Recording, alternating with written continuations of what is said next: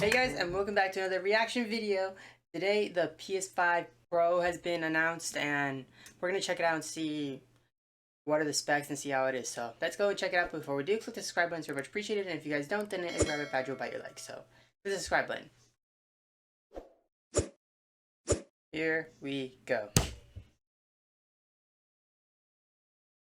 Wait, I didn't. Okay, here we go again.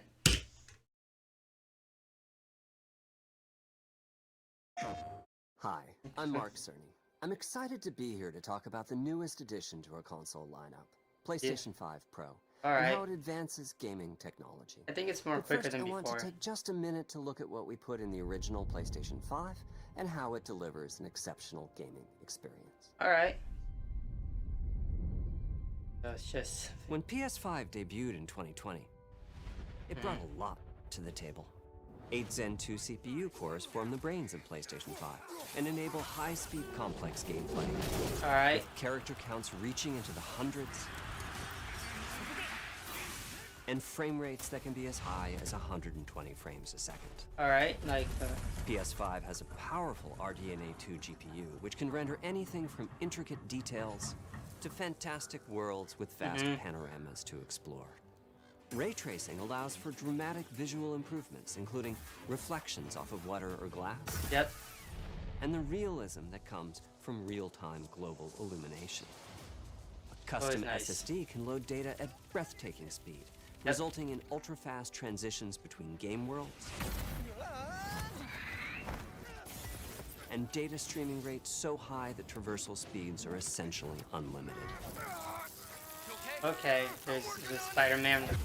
Tempest 3 audio tech brings an unparalleled sense of immersion to the sound of the games. With audio so real, you may not even need to see the enemies to know exactly where they are. Alright.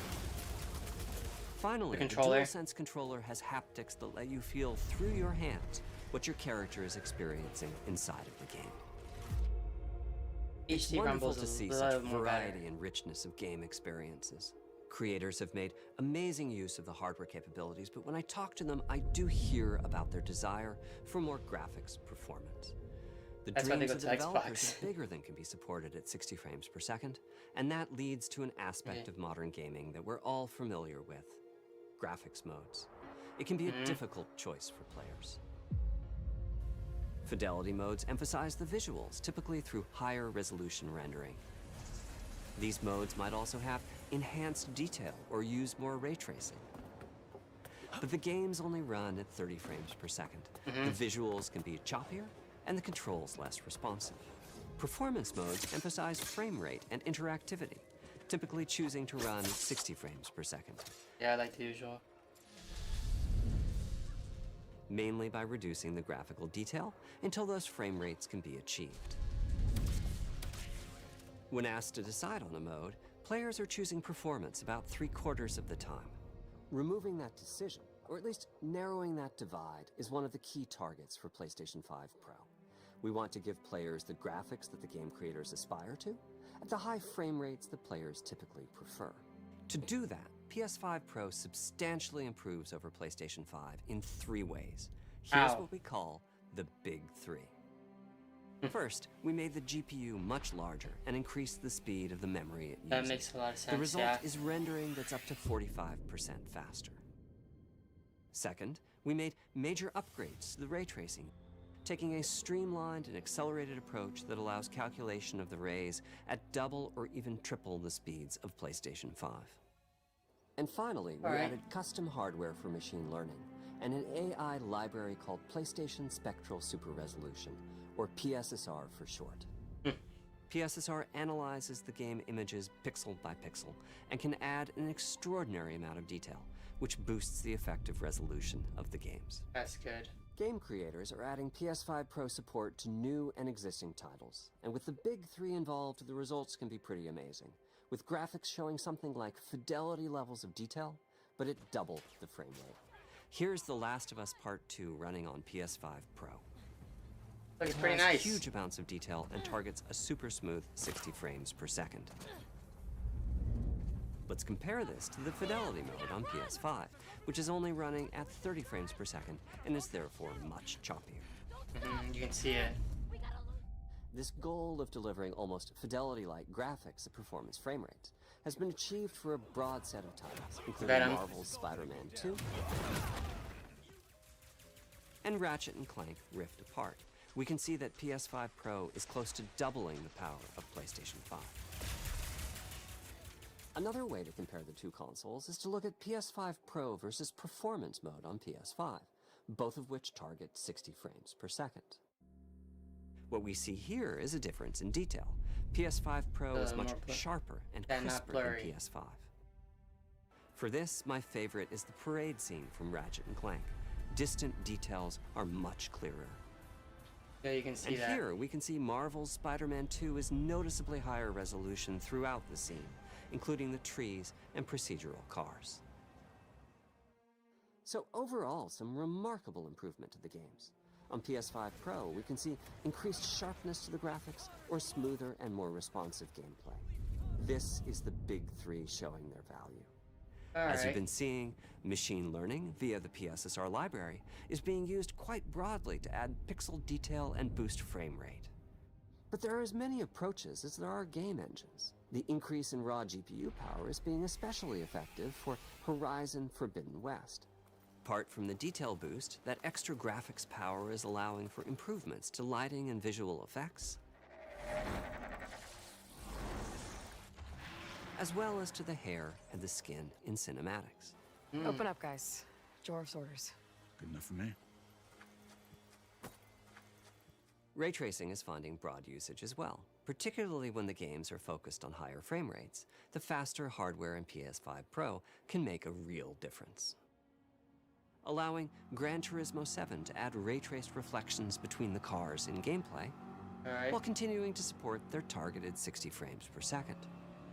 That boost in ray tracing is also delivering big wins for Hogwarts Legacy, that's allowing not only for better reflections and a greater variety of reflective surfaces, but also for further realism in the casting of shadows.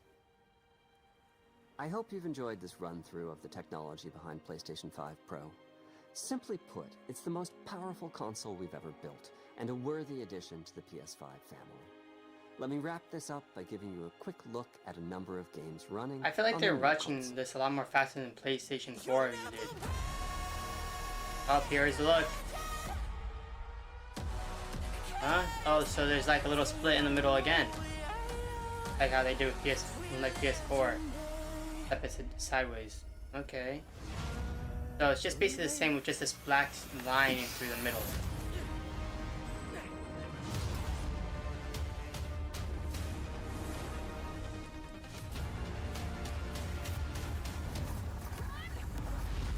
Close your eyes.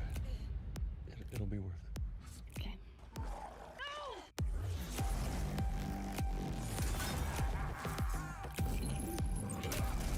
Did I do it? Oh, what is this?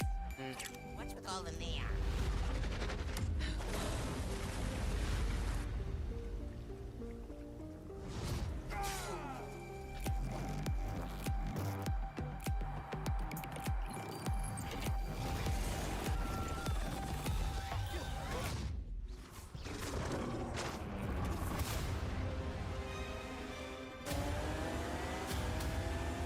Come on, show it. I want to see the price tag, frame rates, and other stuff. Come on.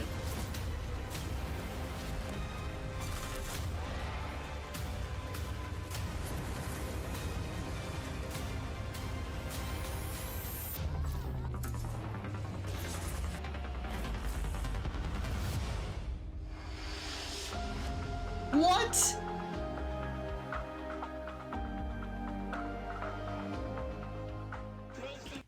Are they nuts? Let me see that again. $700. What the heck is wrong with them? Okay, that's good because it means good hardware, but you know what that means, right? That's insane. How many people are gonna buy that right? Like, no one's gonna buy that right away on day one like that. Well, not that many people at least. Like, if you want to, you can get a gaming laptop for that much. Like, seriously. Or either like a cheap, or either like a little like or either you can get like a PS5 or Xbox like slim, and then also just get a monitor, and boom, you can call it a good gaming setup, like with good monitor, good stuff like that. This better have good quality in it. That means like the high price tag has good quality, but man, that's insane.